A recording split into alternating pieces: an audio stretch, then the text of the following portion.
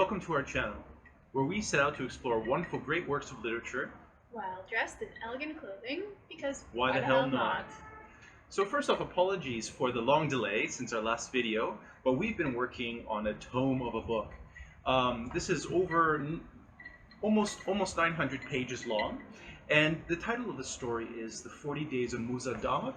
And this one actually strikes rather close to home for me.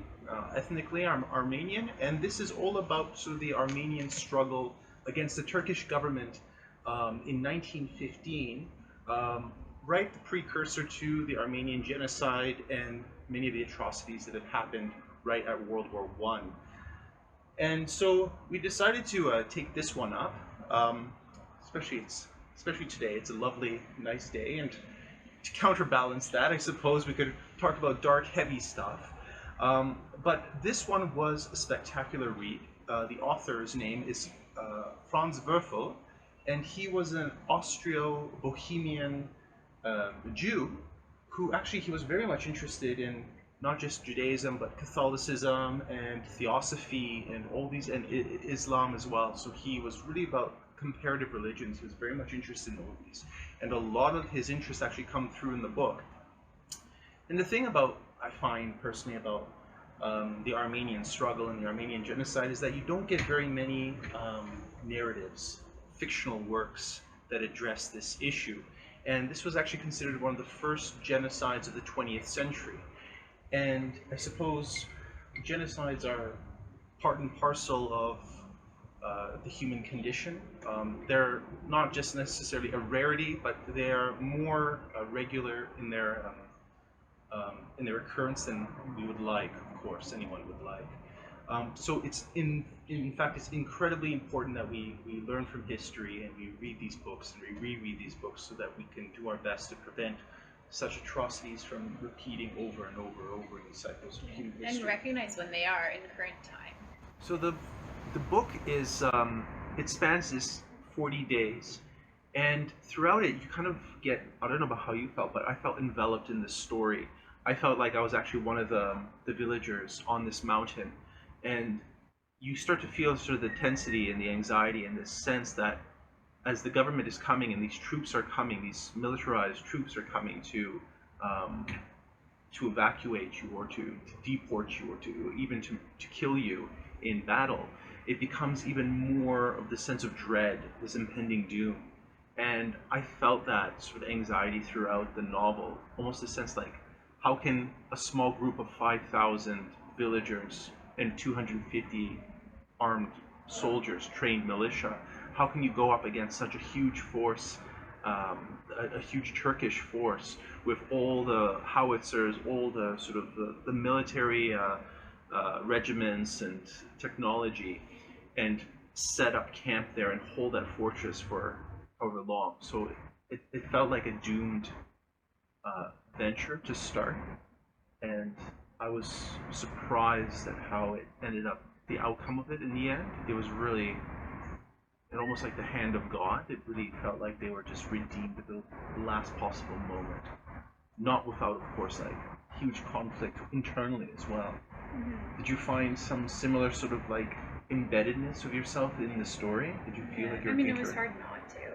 I think also what helped to feel enveloped throughout was that it didn't start up on the mountains. It started in the village, and so you can get a sense of who the main characters are before you go up to the mountain. And I guess what I found striking about that is, although to some degree personalities change, for the most part the characters, the main striking features, or I guess personality traits of each character, if anything, they didn't necessarily change, they just became more exaggerated and so I felt more pronounced, I guess, right? Yeah, more pronounced, as you think that when you're just trying to survive, all that happens is you just survive. You don't have energy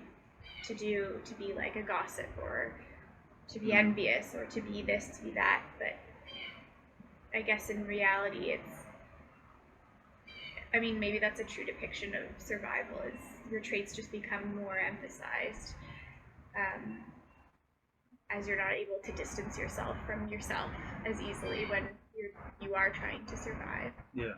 And you can justify it in a way even more because you're surviving, so it seems more reason to justify versus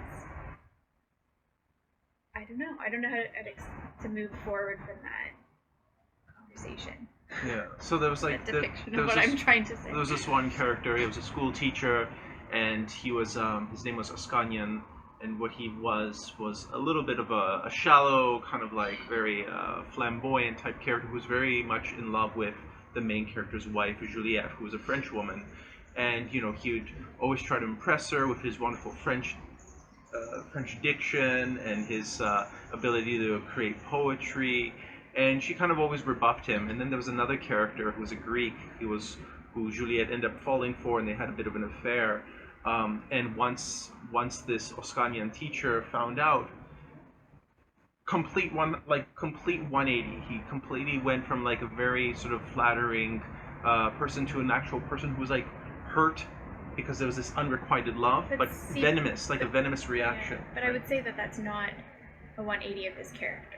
Like, that's right, very fitting right. of his character in the sense that it was always his ego that was in control throughout that whole process. Like, he wasn't necessarily in love with Juliette. He was just in love with the idea of being in love with Juliette. In love with her because she was the highest status lady in the city, and once her status fell, rather than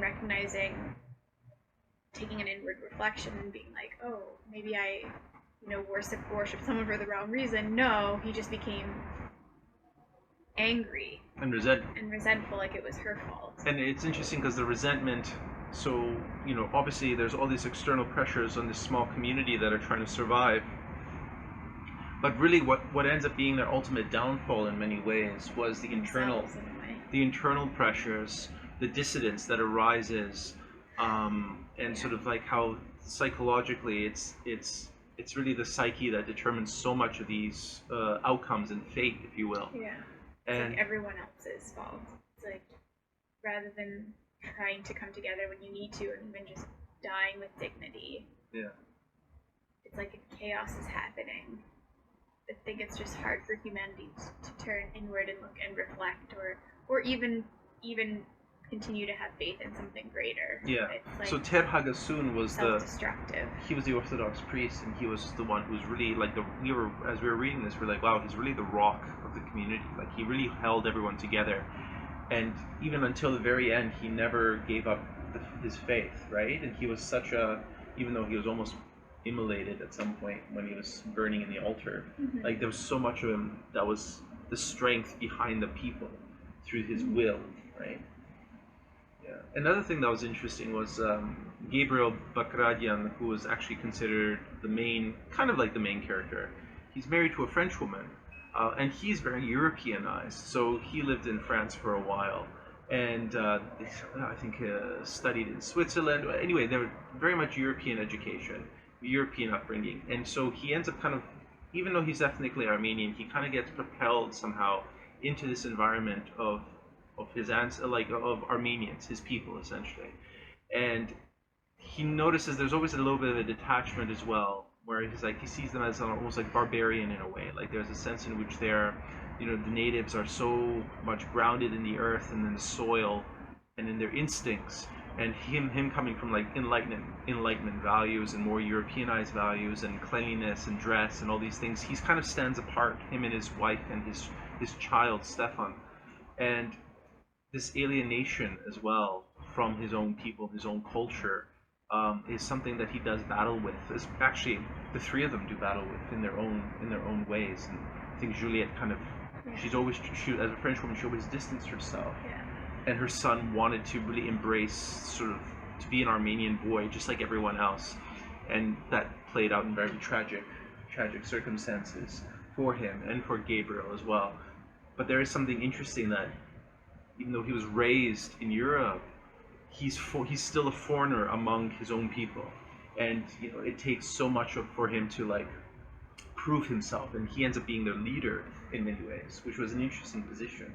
Well, I just found it so interesting for someone who like it's one thing for someone who always felt like they wanted to return to their roots, right? And like felt that that was their destiny. He somehow had this funny duplicity where he recognized how he was so different than his own people, and yet he knew that it was fate, that he had to be the one to help his people also survive. Mm-hmm. And I feel like that would be, I think that's also why you get attached to the characters, because you're like, that would be a very difficult thing to have to go through emotionally, to recognize how, like, I'm sure part of him wanted to be like, I have nothing to do with these people, like, I'm so different, I wasn't raised in this country, I wasn't and he does brought think up about with those the things, same right? values, and Yeah. I'm not as in tune with nature, and yet he countless times said, like, this is the blood within me that's propelling me forward. Yeah. To rescue my people. It's not necessarily the like intellectual side that is. Yeah. It's like something greater beyond his control. Yeah. Yeah, very interesting. Yeah. Yeah, for the most part the characters just seemed like there wasn't any transformative change in the characters, which I found fascinating. I wonder if that's closer to reality than I think maybe it's harder for people to change during atrocity. Yeah. Well, I think like all your weaknesses come out to the forefront, and you kind of like crack and crumble in many ways that are maybe perhaps predictable given one's character, right? So we all would be conditioned to respond to an external stimuli in different ways, right? Given our own dispositions. Yeah. Another character that I found very interesting was Krikor, and he was kind of like the sage. He was kind of like the philosopher, the wise man of sort of the community. And there's all these different other sort of like characters throughout, from the children to the adults to the old women. There were these three women, Nunik, Manushak, and another lady. And they were kind of like these three, almost like the three fates, the three Greek fates. These are kind of like witches, these women who are kind of like on the borderline between the day world and the night world of like cemetery and death and darkness. What do they call them? Like graves, something? Grave ladies or something? Yeah, something similar. Yeah, something. Like numinous. Yeah. Yeah. And they have these old mysterious rituals, and they kind of serve as almost like the three fates that you find in sort of Greek tragedy as well as sort of a lot of myths. And it was very interesting, almost like these shamanistic women, these healers. And they're always in the background, always on the outside. And always responsible for like the passage of the spirit to the other side, where they like are responsible for the cleaning of the dead bodies and burial of the bodies. Rituals. And, Another one was, so I alluded to this earlier, was Stefan, so the young boy, the son of Bagration. And it's one of those things where you really feel quite a bit for the young boy. Like, he really wants to belong to these other young, rough and tumble, sort of like village boys, and prove himself.